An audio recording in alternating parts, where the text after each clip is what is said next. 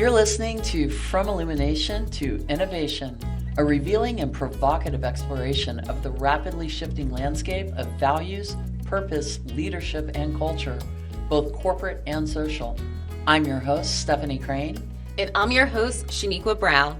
We're excited to have you join us as we shine a light on new perspectives, amplify voices of influence, and elevate bright ideas that will expand your idea of what's possible in business and beyond.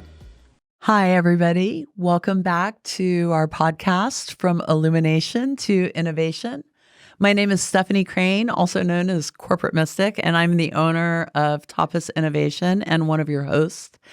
Today, I am really excited. I'm probably always really excited, but today I am really excited because this is the first episode kicking off a series that we're doing focusing on human resources HR.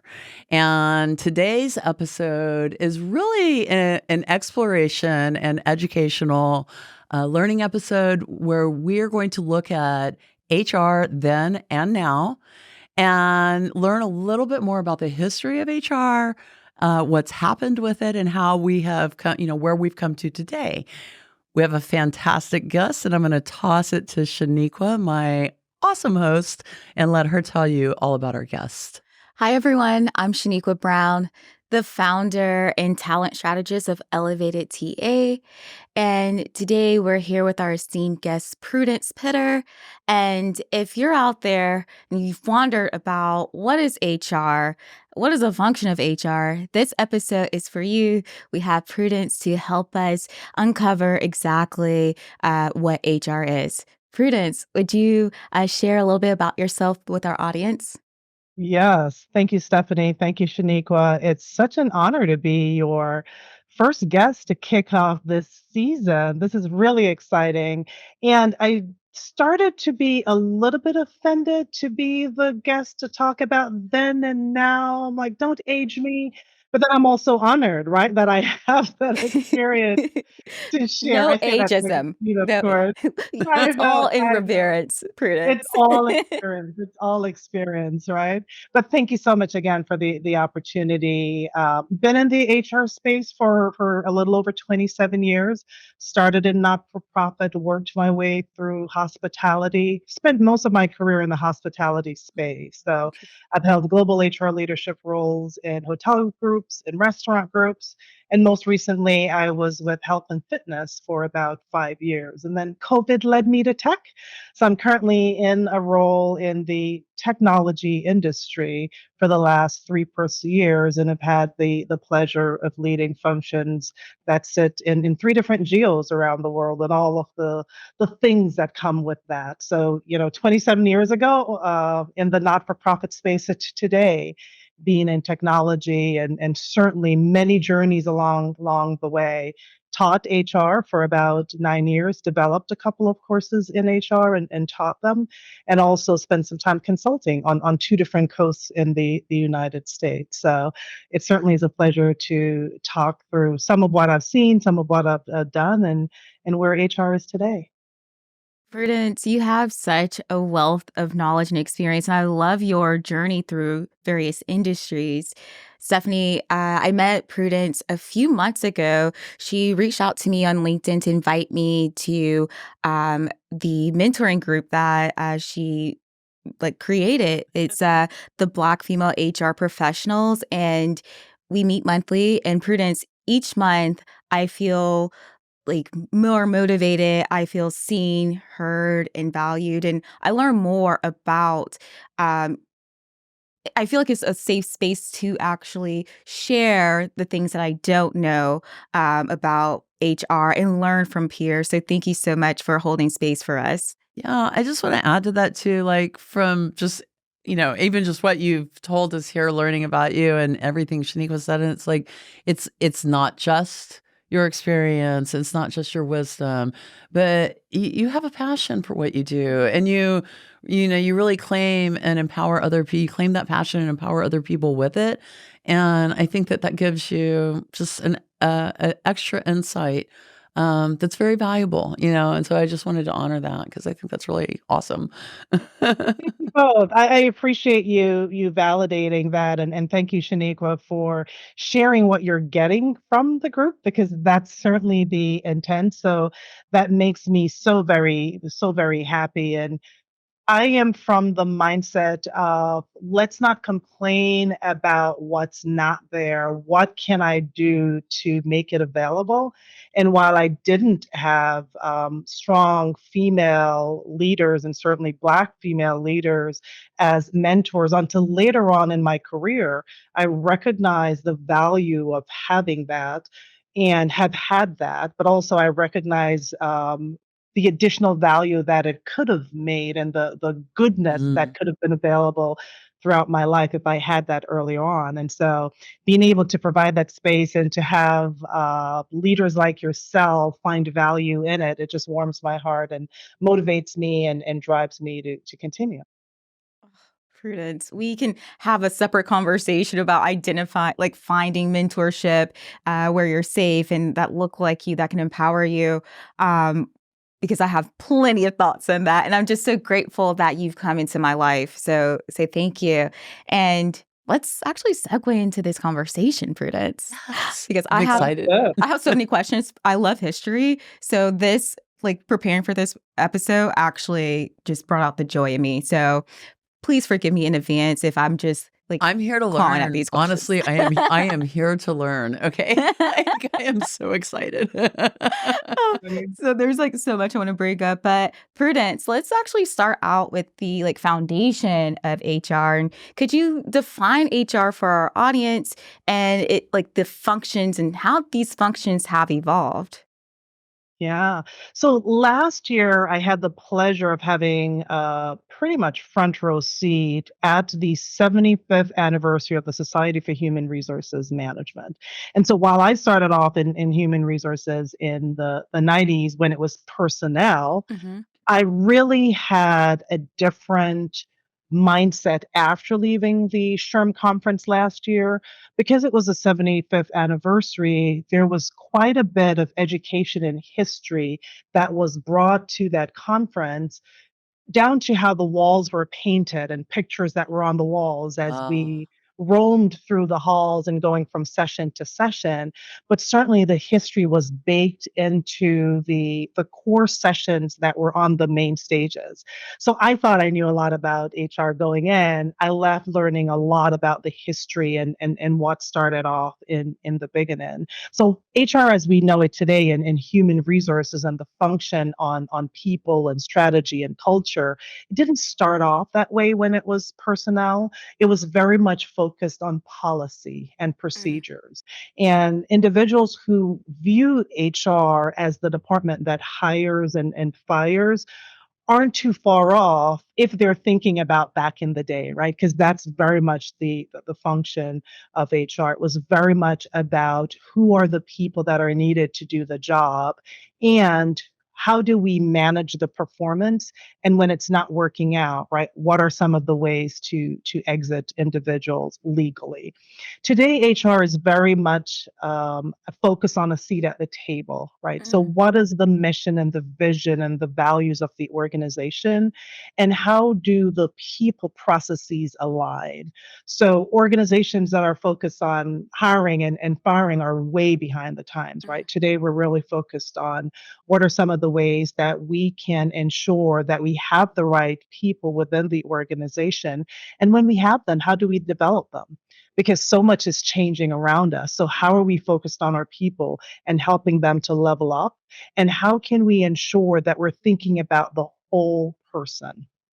So everybody who comes to us at work, whether it's virtually, whether it's in person, or whether it's a hybrid setup, how can we ensure that we're motivating and inspiring those individuals to do their best work? We all want to work for really successful organizations, whether that's a not-for-profit or an organization that's focused on revenue generation. But who are the people who are helping the organization get to the next stage? And how are we breathing into their overall career and helping them to be whole while doing really good work. So the dictionary definition is somewhere out there, and then the answer is somewhere in that speech I just gave. How do you think, from an employee perspective, where employees maybe have a limited sort of perspective of what the organization is to begin with, and their definition of HR may have its own bias or influence. And when you talk about that kind of old school way of thinking of hiring and firing, from my perspective, it seems like leadership needs to be more vocal about not just HR being vocal about it, but leadership of organizations need to be more vocal about the value add that HR brings into the company. But from, right now, if you're speaking to employees and you're helping them shift, hearing what you just said, but still shifting that mindset, like, we're not here to be the hirers and firers for you. Like, what would you say to the employee to help them wrap their mind? Because what I heard, I could hear it from a leadership perspective and be like, yeah, organizationally, if we're thinking about it from that perspective, we are behind the times. But the person who's trying to find a job is thinking about it from that perspective. Yeah. And, so I'm just curious, like, if you could, if you just have any thoughts on that. Yeah. I was having lunch with a friend one day in a noisy restaurant, and the server, she knew him from somewhere else. And she introduced me, and he heard my name and he said, "Nice to meet you." And then she went on to say she's in HR and she's worked in restaurants. He didn't hear that. He heard HR and he said, "I hate HR." Wow. And, she turns red, like, oh my goodness. And I said, "And I work in HR. Tell me why you hate HR." Mhm. And he turns red. And I'm like, "No, no, no, seriously, tell me why you hate HR." And the reasons that he gave were not too fetched from what I've heard in the past, right? It's the manager who's not leading their team and blaming Mhm. HR for Mm-hmm. the work that they should be doing. And I use it as a small teachable moment to say to him, always fact check, right? If Mhm. something sounds too good to be true, it probably is.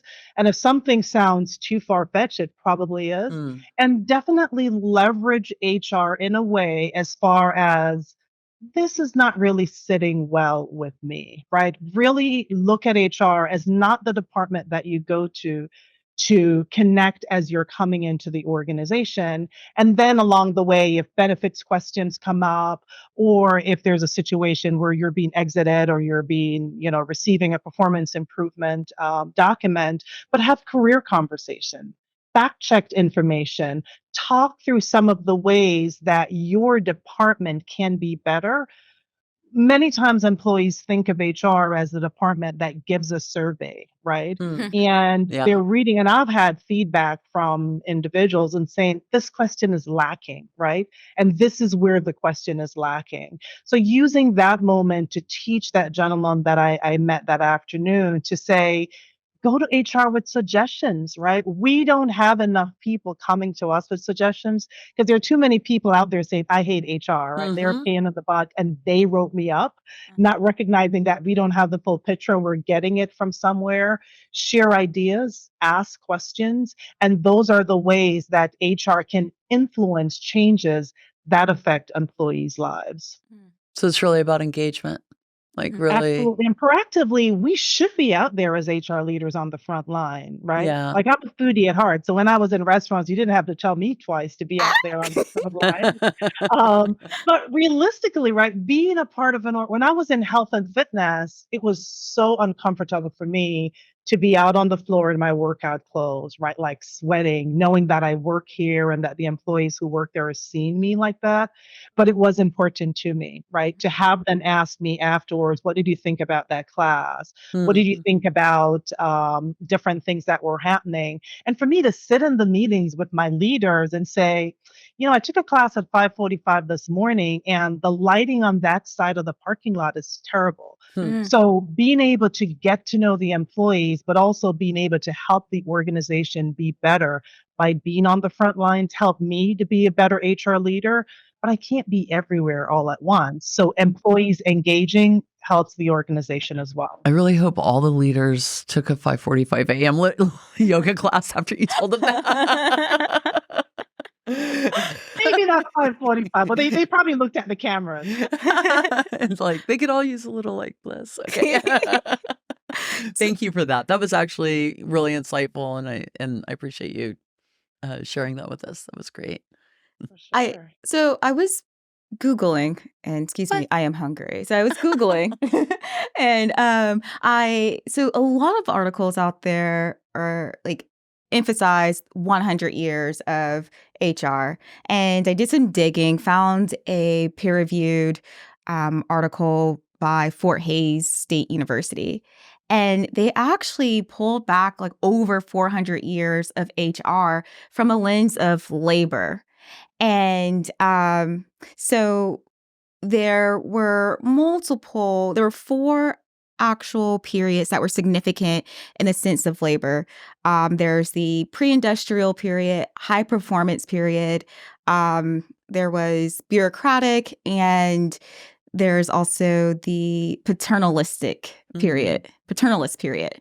So, game time. All right. I'm super excited. Okay. I'm nervous now.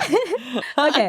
So, Prudence, Stephanie, which period of HR do you think that we're in today? Is it paternalist period, high performance period, bureaucratic period, or pre-industrial period?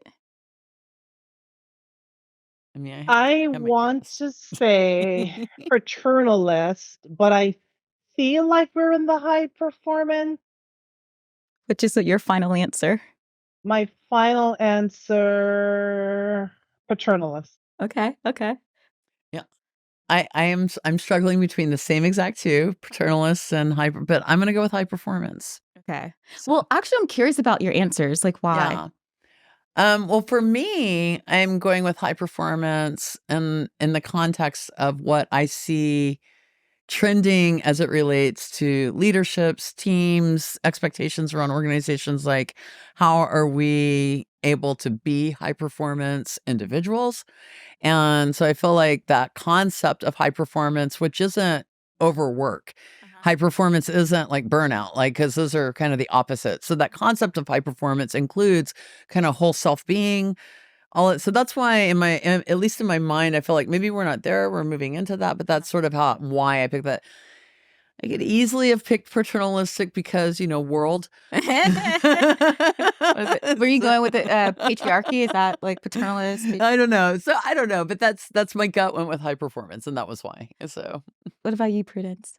Yeah, I don't think I would have added anything differently, Stephanie, as I was thinking of the two, and as you went through and did the deep dive, if you will, on the reasons. I feel like I resonated so strongly with your response that if I can, I want to switch my answer You're allowed to. over to high performing, because I feel like it makes most sense Mm-hmm.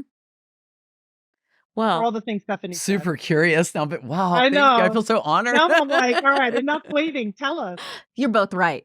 It is high performance era. Okay. So let me I'm break glad I down. switched. Let me break down these eras. They're so interesting. I'm super curious. This All is right. cool. So we're starting at 1600s. From the 1600 to 1780 was the pre-industrial period.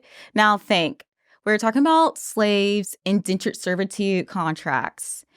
And then we move into the paternalist period from 1780 to 1920. Now, this is where we get the steam engine. That's so the barons. factories. That's exactly what I was thinking about. And guess what? Dangerous working conditions, and then employment at will. Now, isn't that something Ooh, interesting? It's unsafe, and we're going to tell you we can fire you. Take it or leave it. So that's the paternalist. What a lovely time. Okay. So bureaucratic period is between the 1920s and 1970s. Now, this is where academic research started to take hold of what motivates employees. So think of Maslow's theory. Yeah. Like that's this period. And then we have unions. We have the Civil Rights Act being passed. And then 1970s for high performance. And here the article highlights the switch to high performance in employee empowerment and delegation, where this era is where employers realize, oh, wait, if you actually care about an employee, they'll work harder for you. Mhm. So this is a period that we're in. So you're both the correct, the high performance era. Yeah. Thank you so much for playing my game. Yeah, Thanks I for building it. appreciate that so much, right? And here you are thinking you came to learn from me. I would have actually flipped bureaucratic and paternalistic, right? Not thinking about the years, Mhm. right? But thinking about what was happening. Like I didn't have any context of the years, right? I knew it was long ago. But I would have actually flipped them. But the way you've described them, I thank you so much for the education. It totally makes sense. And I'm so glad that I switched. Thanks, Stephanie, for going first and doing that overview, because I was like, yeah, now that I listen more closely, but I still would not have put paternalistic as so far back. I would have Right. I thought agree with for that too, sure actually. it was closer to high I performance. actually want to do some more digging into why they defined it as paternalistic, because the same thing, like I would have put bureaucratic before paternalist. I mean, when you said it and you said it in the context of the time period, the very first thing I thought about was sort of the barons, you know, of like, you know, and they were all like big daddies. I mean, like,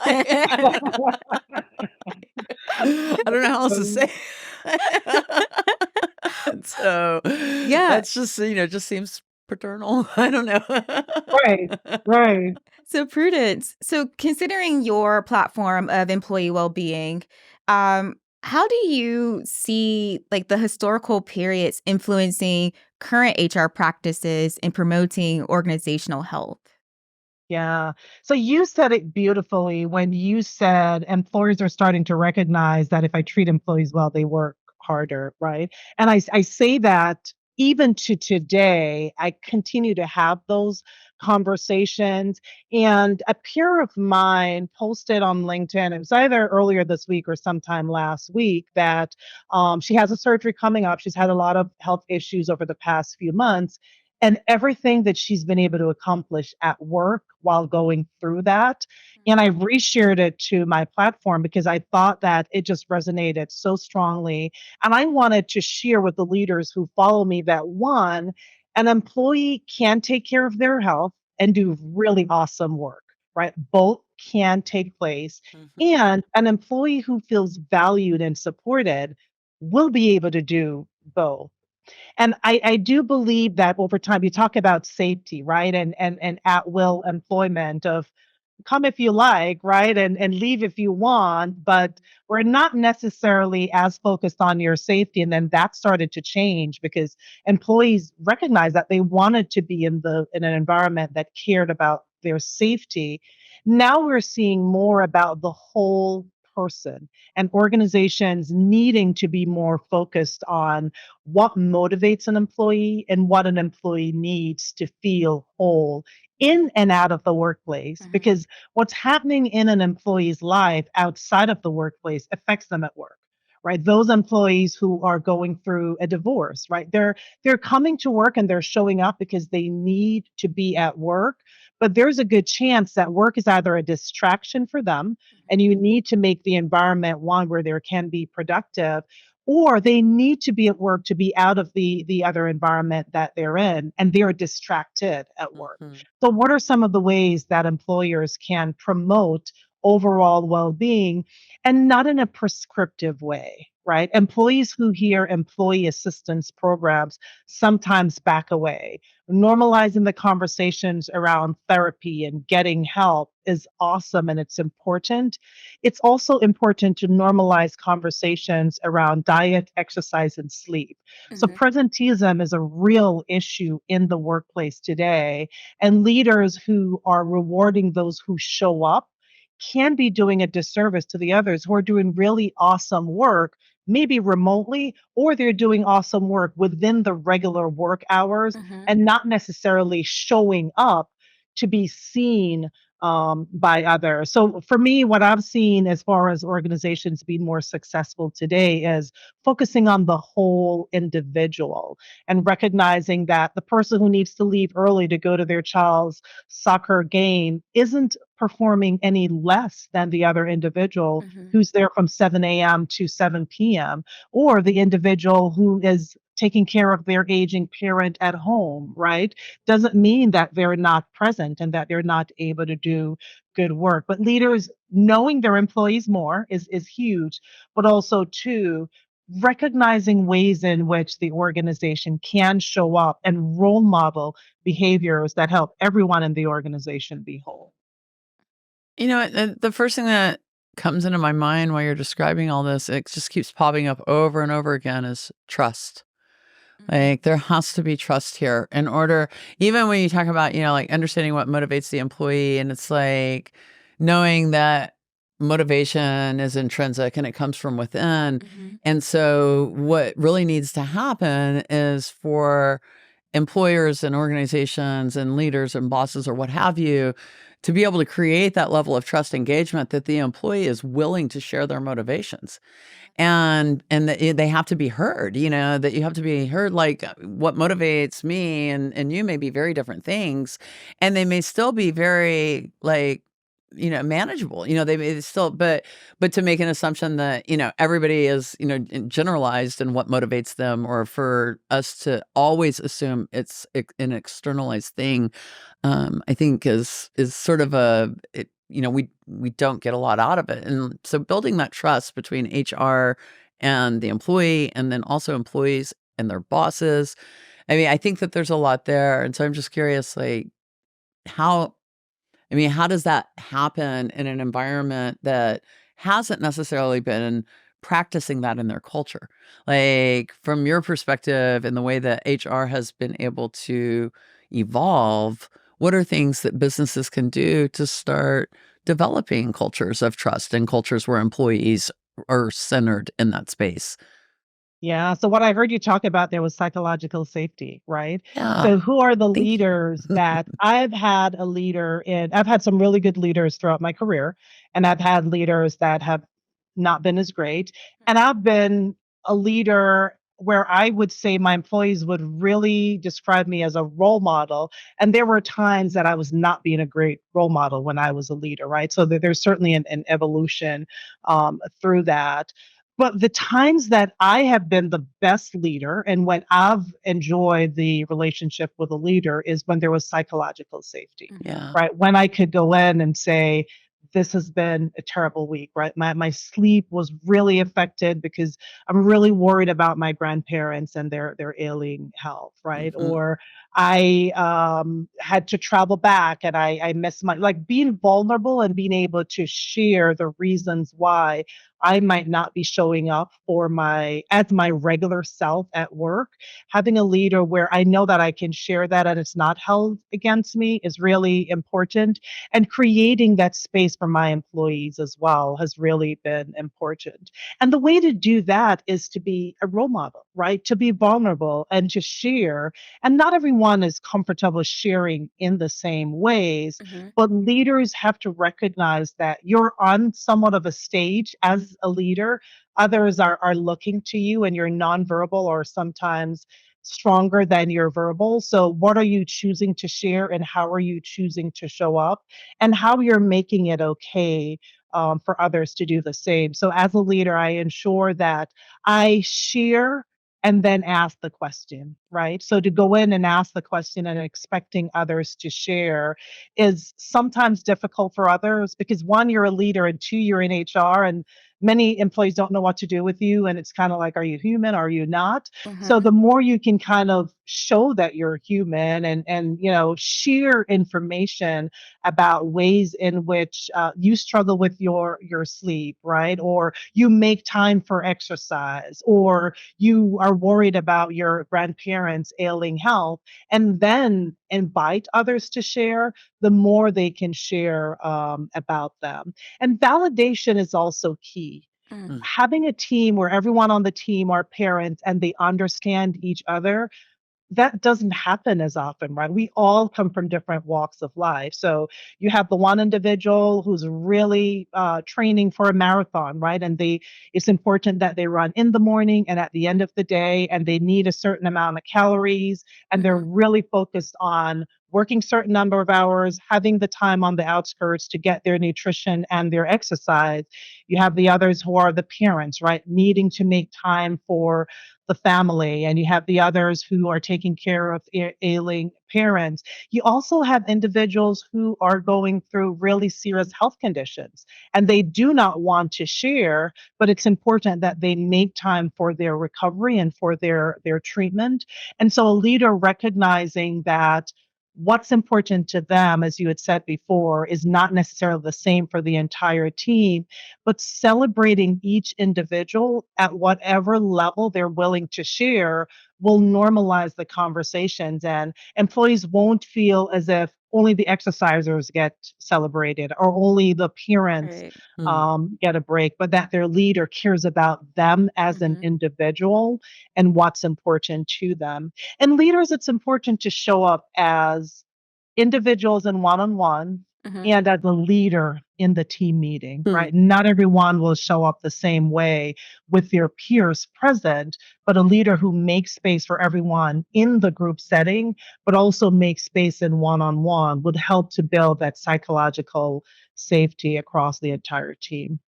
I think the themes of psychological safety, whole self at work, authenticity, trust, Hmm. this is like something that's very important like today. And I I'm curious, like, what are your thoughts, both you and Stephanie, about like the pivotal changes that HR implemented, like following the Civil Rights Act? Because that, to me, is like the catalyst for things like this to exist. Like the vulnerability, the whole self could actually exist in the workplace. So I'm curious, like, what were some of those changes that HR implemented for us? Yeah, and so then it was about gender equality, Hmm. race, right? Recognizing that there were individuals who were being treated differently and not because of how they worked.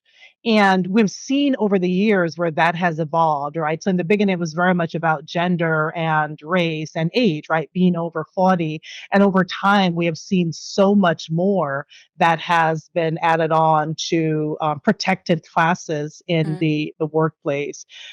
Initially, I do believe it was present on paper, but I also believe that many leaders, HR, in and out of HR, were not equipped or ready to ensure that they were proactive Hmm. about ways in which they could create a workforce and a workspace that celebrated everyone and that everyone felt protected and safe.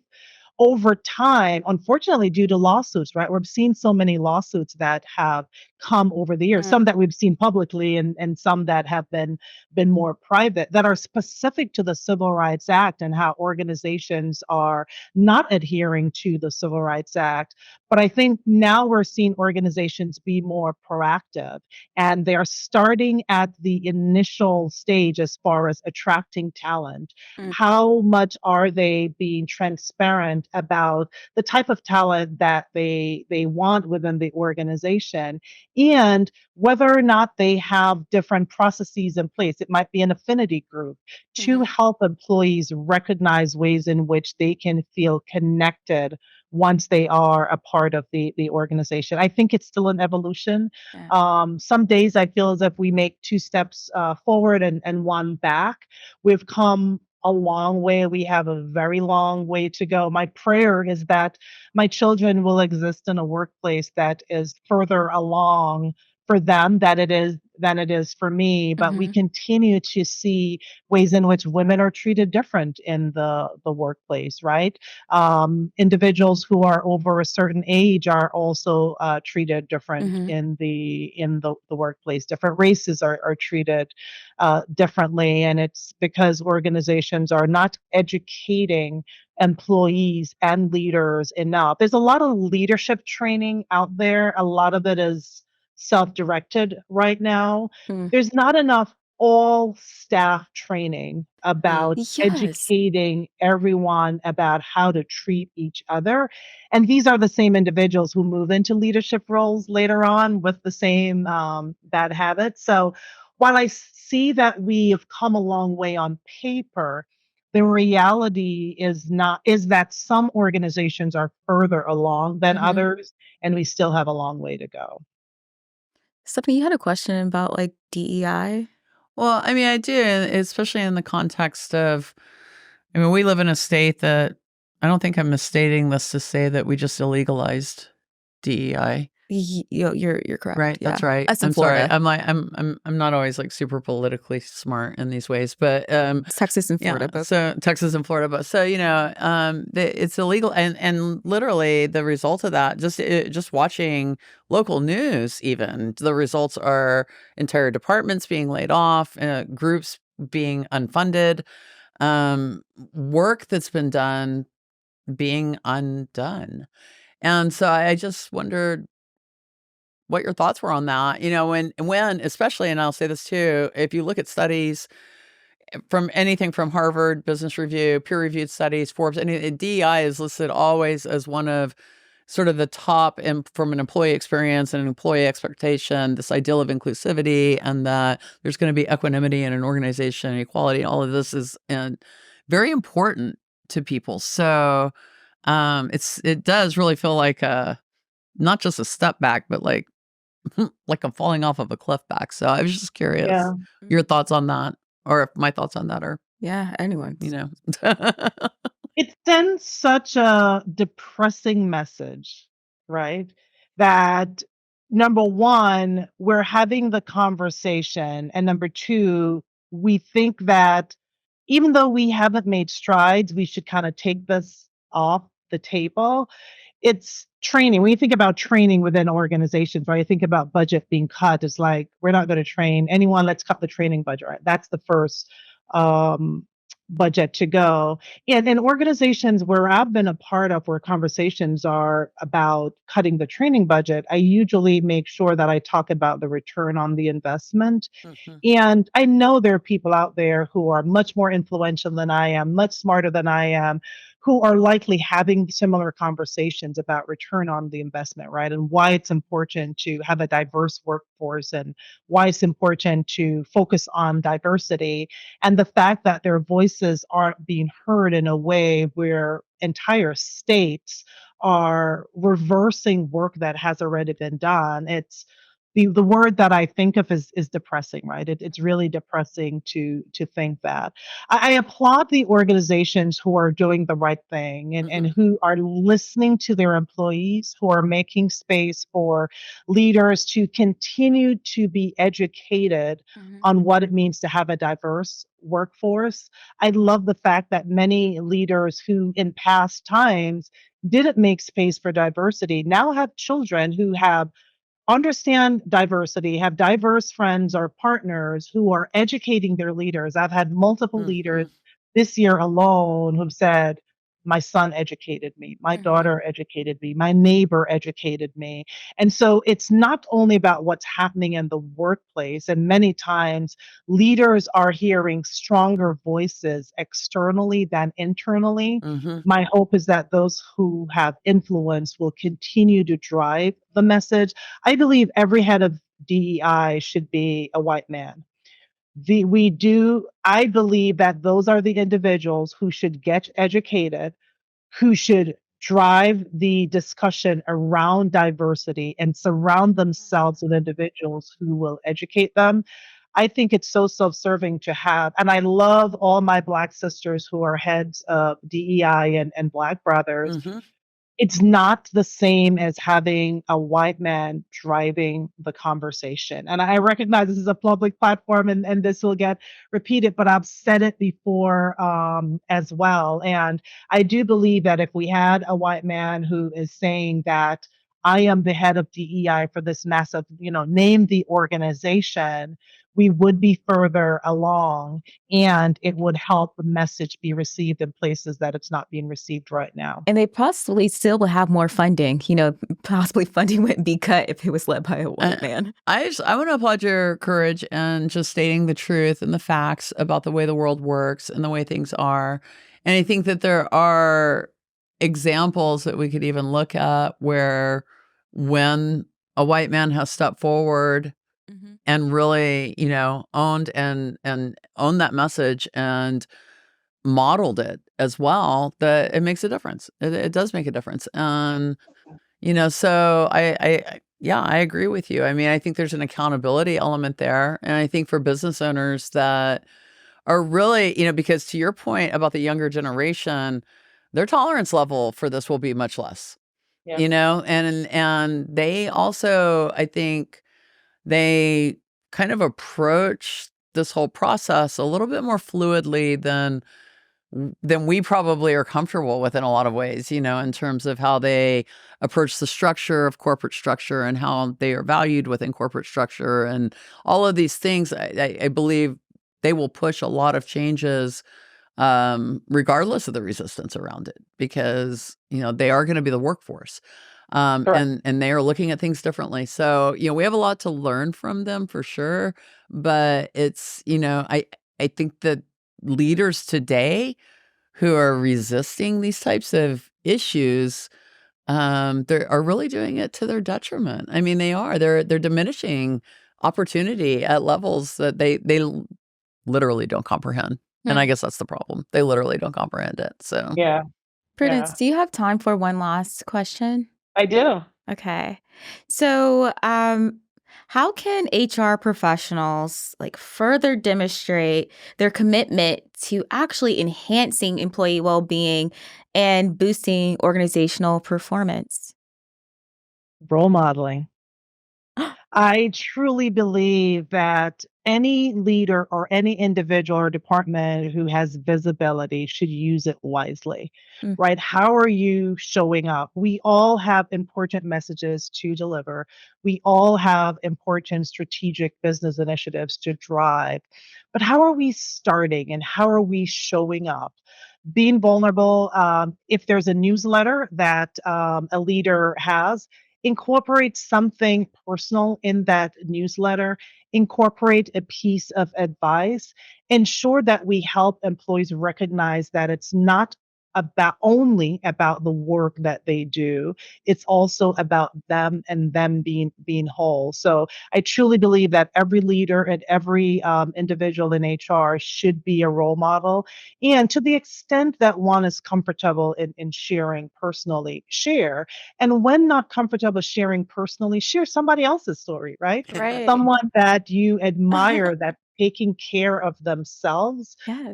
share that information as well to show others that it's important to be whole, and that we do better work when we sleep better, or our minds at ease, we're paid well, we're exercising, like all of the things.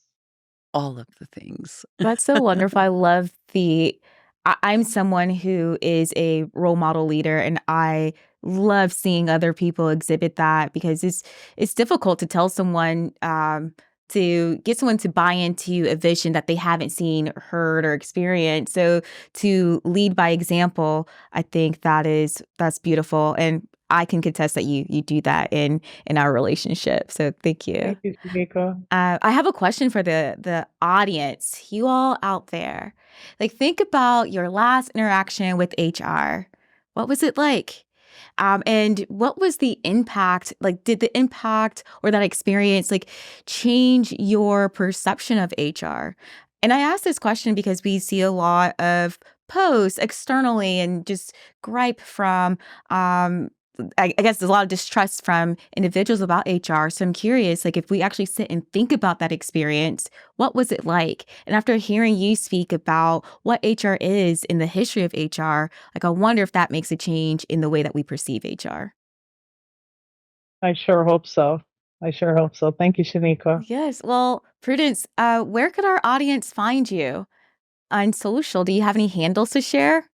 I do. I do. So Prudence Spitter is not a common name. So if you type in Prudence Spitter, you will find me on LinkedIn. Also, prudencespitter.com lists my bio, and it's also attached to my consulting page where you can see where I'm speaking next and a little bit about some of the work that I've done external to my full-time role. So prudencespitter.com, or certainly typing my name in LinkedIn. We will make sure we link to it in our program notes as well. Prudence, So, it has been wonderful getting to know you more and learning from you and having but such a great conversation. Thank you, Shaniqua. Yes, thank you so much, Prudence. It's a delight to have you here. And this is definitely one of my core memories experience. So thank you. Thank you both so much. It's been such a pleasure. And I do have my notes. I have my learnings. Now I need to go look back at the timelines and make sure I'm more educated for my next talk. Thank you both so much. Thank you. Have a good one. We'll see you soon. Take Thank care. you, Bye. everybody, for listening, and we'll see y'all soon. Thanks for listening to our show. Show us your support by following us on your favorite podcast platform, Apple, Spotify, or wherever you listen. You can also find us on Castus at fromilluminationtoinnovation.castus.com. If you love our show, share it with your friends and coworkers too. Let's all work together to help businesses vibrate higher.